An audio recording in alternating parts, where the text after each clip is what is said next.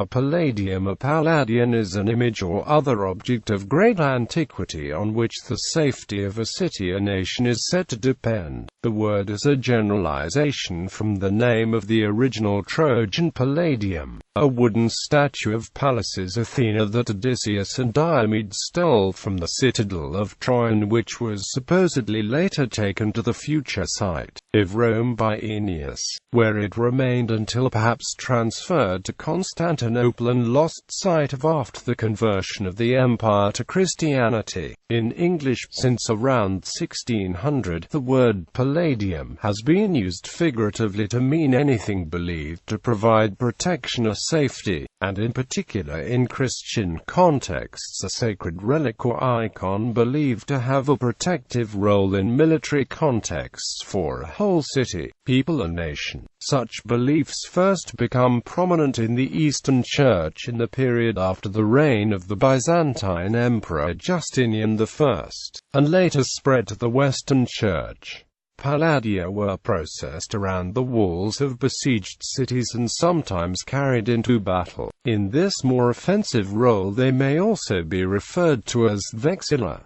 Classical antiquity. Troy and Rome. The original palladion was part of the foundation myths of both Troy and Rome. It was a wooden image of Pallas said to have fallen from heaven in answer to the prayer of Aeneas, the founder of Troy. In the Trojan War, the besieging Greeks discovered that they would be unable to take the city while it was protected by it, and so Odysseus and Diomedes stole from the citadel of Troy before taking the city by the ruse of the Trojan horse. According to a later set of myths, it was then taken to Rome, where an actual image, unlikely to have been actually of Trojan origin, was kept in the Temple of Vesta in the Roman Forum for centuries, and regarded as one of the Pignora Imperii, sacred tokens or pledges of Roman rule.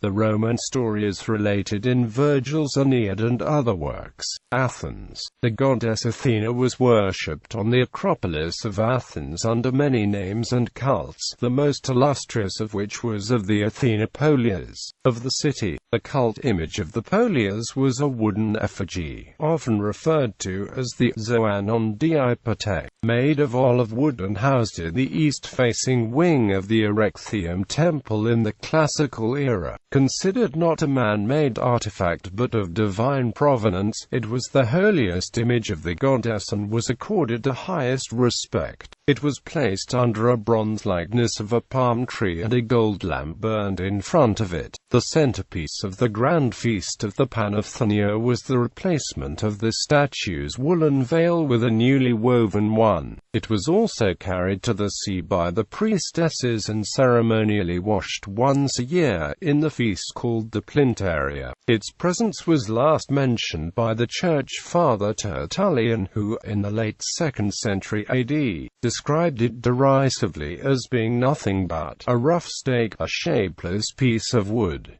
Earlier descriptions of the statue have not survived. Christian palladia. Around the end of the 6th century, the first references to Christian palladia start to appear. The image of Edessa in Armenian Mesopotamia, or Mandalion, later moved to Constantinople, is one of the first and long the most famous examples. This was later credited with the failure of the Persian siege of Edessa in 544. But the image is not mentioned in the account of Procopius, writing soon after the event, and first appears as the agent of the failure in the history of Evagrius Scholasticus of about 593. Specific icons, especially those of the Virgin Mary, a virgin and child, became credited with specialist functions, with the veneration aiding against disease or other misfortunes, and the military role of palladium was an example of this.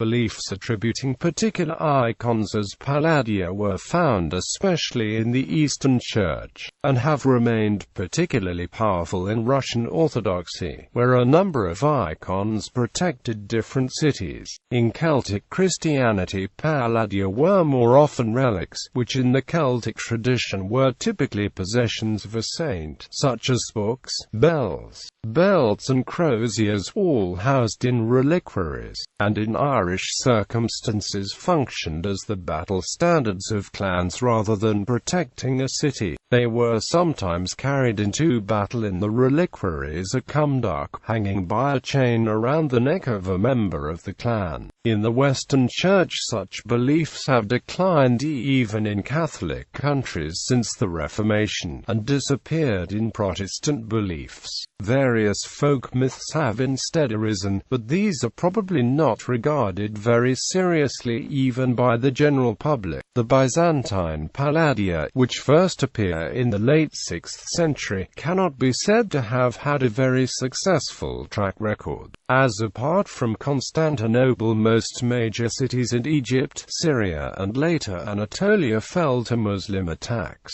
Just before the start of the Byzantine iconoclasm, an incident of what might be called a reverse palladium is recorded. According to iconoclast sources, an officer called Constantine, defending Nicaea against an Arab siege in 727, smashed an icon of the Virgin, and this saved the city. The iconographical sources also record the incident, but say that Constantine was promptly killed, and the city saved by other icons, including the famous series of 318 portraits of participants in the First Council of Nicaea, which adorned the hall where the council had met in 325. The image of Camuliana was an icon of Christ, which was the earliest important palladium of Constantinople after it reached the city in 574, but seems to have been destroyed in the Byzantine iconoclasm. The Virgin Hodegetria, an ancient Madonna and child image, was the traditional protectress of Byzantine Constantinople. At times of siege it was paraded along the city walls. At the final fall of the city it failed to deter the Turks, was pillaged, and disappeared forever. The Catharque of St. Columba, a 6th-century Irish psalter, processed round the troops and carried into battle by the O'Donnell clan, carried round the neck in its cumduck. Theotokos of Vladimir, a Byzantine icon of the Virgin, considered the protectress of Moscow in particular, and Russia in general, now in the Tretyakov Gallery in Moscow. It was in particular credited with saving Moscow from the attack of Tamerlane in 1395, and the Tatar armies in 1451 and 1480. Our Lady of the Sign, protector of Novgorod, and especially credited with saving the city in the Battle of the Novgorodians with the Suzdalians in 1169, which was probably soon after it was painted. The girdle of Thomas a Sacrocintola, supposed the belt of the Virgin Mary, paraded round the city of Prato near Florence in 1402 when a Milanese army threatened, and perhaps on other occasions. Our Lady of Kazan, a holy icon, considered the protectress of Russia and lost in 1904, though copies were used to bolster the morale of troops in both world wars. In other cultures, the Emerald Buddha, a palladium of the Kingdom of Thailand. Every Thai city and town has a Kwan Muang, a Ming Muang. In Sri Lanka, the relic of the tooth of the Buddha is often described as a palladium in the rather different sense that control of it represented the legitimacy of the king. In the Khmer Empire, specific lingams associated with monarchs appear to have had a palladium-like role in the Devarapar royal cult, although the subject remains controversial among scholars. Among many other figurative uses, in the United States, the Constitution has sometimes been referred to as the Palladium of Liberty, or the Palladium of the Republic, as guarantor of civil liberties. Thorstein Veblen famously Asia referred to business enterprise as the Palladium of the Republic. The Christian Palladium was a significant evangelical journal in the United States, appearing between 1832 and 1862, and connected to the Christian Connection and Restoration movements.